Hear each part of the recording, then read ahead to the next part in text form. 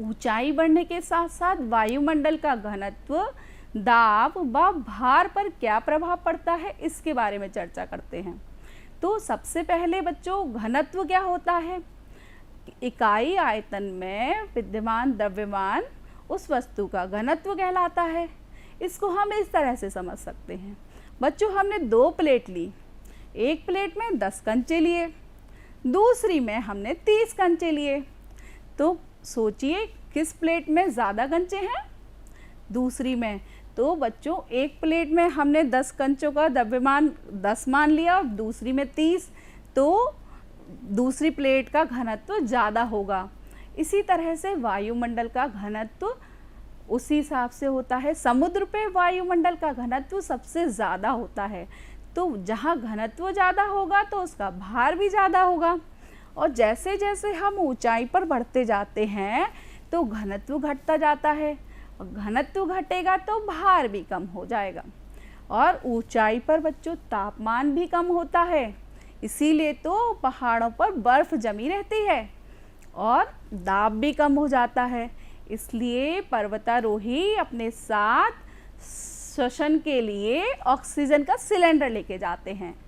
तो बच्चों, हम इसको कुछ शब्दों में कह सकते हैं कि समुद्र तल पर वायु का घनत्व, भार और सबसे ज़्यादा होता है, और ऊंचाई बढ़ने के साथ साथ घनत्व, दाब और ताप यह सभी कम हो जाते हैं। अब हम आगे बढ़ते हैं। ये देखिए बच्चों, ये क्या दिख रहे हैं? अरे देखिए, कौवा भी उड़कर आ गया और चूहा बिल्ली को देखकर भाग गया, मिट्ठू भी है। बच्चों, यह है हमारा जैव मंडल। आपने बहुत से पशु पक्षी, जंगली जानवर और बहुत से पेड़ पौधे, झाड़ियाँ, यह सब देखे ही होंगे, और यह जैव मंडल के अंतर्गत आते हैं। जैव मंडल तीनों मंडलों से अंतःक्रिया करता है। वो कैसे? जैसे कि सभी जीवों को सांस लेने के लिए कौन सी गैस की ज़रूरत होती है? ऑक्सीजन की। तो हम लोग वायुमंडल पर निर्भर हैं। उसके बाद हाँ, पीने के लिए जल की आवश्यकता होती है, क्योंकि जल ही जीवन है। और रहते कहाँ पर हैं? भूमि पर। तो जैव मंडल तीनों मंडलों के साथ अंतःक्रिया करता है। अब जैव मंडल देखिए, इस चित्र में आप जल मंडल भी देख रहे हैं, वायुमंडल भी, भूमि मंडल भी और जैव मंडल भी। तो पृथ्वी के धरातल पर एक सीमित क्षेत्र ऐसा है जहाँ तीनों मंडल, स्थल मंडल, जल मंडल और वायुमंडल एक दूसरे के संपर्क में आते हैं। इनकी पारस्परिक अंतःक्रिया के कारण जीवन की अनुकूल परिस्थितियां पाई जाती हैं। यहाँ विभिन्न प्रकार के जीव जंतु, पेड़ पौधे पाए जाते हैं। यह क्षेत्र धरातल के ऊपर तथा नीचे जल और वायु में फैला हुआ है। इस सीमित क्षेत्र को हम जैव मंडल कहते हैं, क्योंकि जीव जल में भी होते हैं और वायु में भी होते हैं। अब स्थलीय जैव मंडल के बारे में जानते हैं। बच्चों देखिए, यह एक पेड़ है, तो इसी तरह से सभी वनस्पतियाँ सूर्य के प्रकाश में अपना भोजन बनाती हैं, और उनको कुछ ऐसे जीव होते हैं जो पेड़ पौधों पर निर्भर होते हैं, जो अपना भोजन इन वनस्पतियों से लेते हैं, उन्हें हम शाकाहारी जीव कहते हैं। और इसी तरह से जो जीव इन शाकाहारी जीवों का भक्षण करते हैं उन्हें मांसाहारी जीव कहते हैं। तो शाकाहारी जीव जैसे बकरी, खरगोश, और मांसाहारी जीव शेर और भेड़िया इत्यादि। तो यह सभी जीव जो स्थल पर रहते हैं और एक दूसरे से अपना भोजन लेते हैं, यह स्थलीय जैव मंडल कहलाता है। और उसी तरह से जलीय जैव मंडल होता है। महासागर, नदी और झील के जल में भी घास और शैवाल मिलते हैं। इन जलाशयों में अनेक प्रकार की मछलियां हैं। जैसे घास को खाने के लिए छोटी छोटी मछलियां होती हैं, और इन छोटी मछलियों को बड़ी मछलियां खाती हैं। तो इस तरह से ये भी एक दूसरे पर निर्भर हैं, और यह जैव मंडल बनाते हैं। इसको हम महासागरीय अथवा जलीय जैव मंडल कहते हैं। अब जैव मंडल में मानव। तो बच्चों, मानव भी जैव मंडल का ही सदस्य है।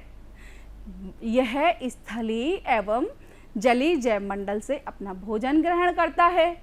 तो मानव भी दो तरह से होता है, एक शाकाहारी मानव और एक मांसाहारी मानव। शाकाहारी मानव शाक, सब्जियां, फूल, फल आदि से अपना भोजन ग्रहण करता है और मांसाहारी मानव मांस खाता है, जैसे कि मछली, बकरी और मुर्गा इत्यादि। लेकिन मानव जैव मंडल को क्षति भी पहुंचा रहा है। वो कैसे? कि वनस्पतियों को काट रहा है। आप जानते हैं लकड़ी का प्रयोग हम लोग अपने घरों में करते हैं और विभिन्न प्रकार के फर्नीचर बनाते हैं।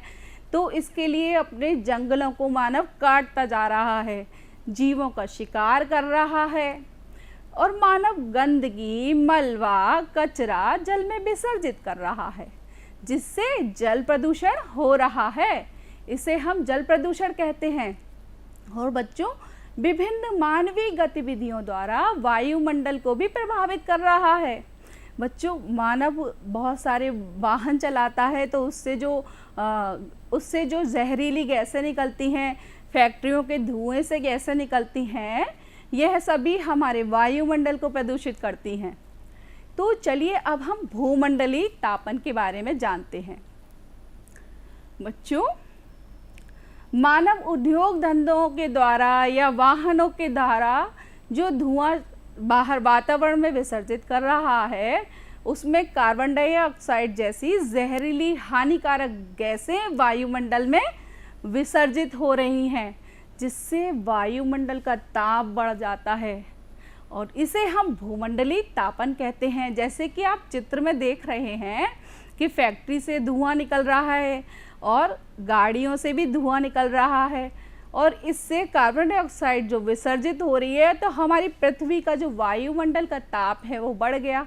अब आप सोच रहे हो कि वायुमंडल के ताप बढ़ने से क्या होगा?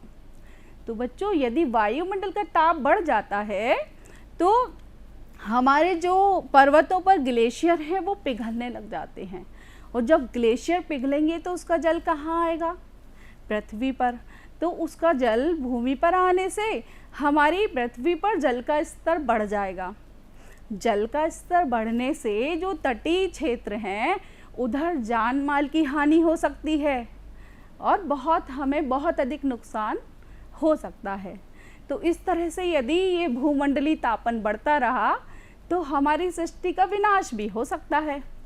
तो इसलिए बच्चों, आज हम सभी को यह नियम लेना है कि हम लोग अपने वातावरण को स्वच्छ रखेंगे, अपने घर को स्वच्छ रखेंगे और नदी में गंदगी नहीं बहाएंगे और आवश्यकता होगी तभी हम वाहन प्रयोग करेंगे।